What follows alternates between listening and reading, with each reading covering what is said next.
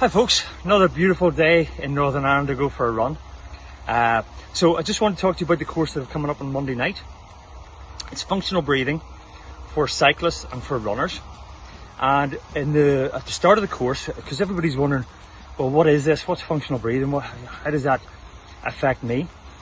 Well, what we do is I give you 2 tests that once you've done them, you have a baseline of where you are with regard to your breathing, and also with regard to your tolerance to CO2, which is really important when you're running or cycling.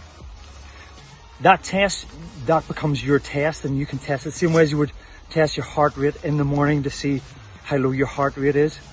You can test this first thing in the morning to see what your score is in this, and we're looking for it to rise in the first test. And the second test, you do it once a week and you see how it works for you. The second thing I do is I go straight into assessing. Once we've assessed how you're breathing at the minute, give you a wee bit of an understanding of how we come to breathe in a certain way and how it can sometimes be dysfunctional. Then we go straight into fixing some of the issues.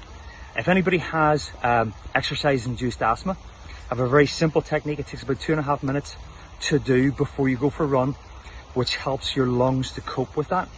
And we can, in many cases, it's gone completely within sort of a couple of weeks, or it's greatly decreased, and that in itself has value.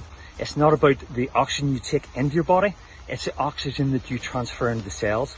Because if you put a pulse oximeter on your finger, we all have between 95 and 98% oxygen saturation in our hemoglobin, but we don't release it into the cells at times, and I'm going to teach you how to release it into the cells, which is massive for your running.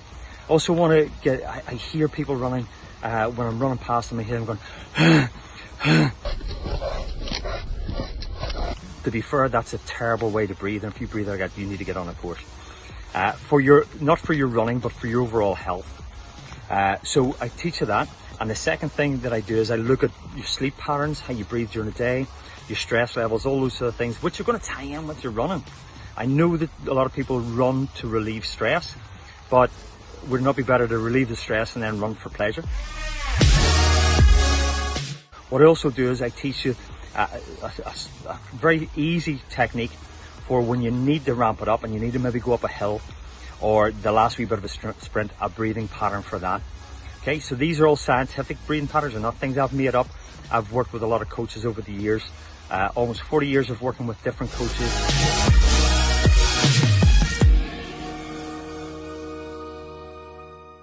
We finish off the course where I give you all the information and package it so you can take it away, and from that point on you can run with it, so to speak, or cycle with it.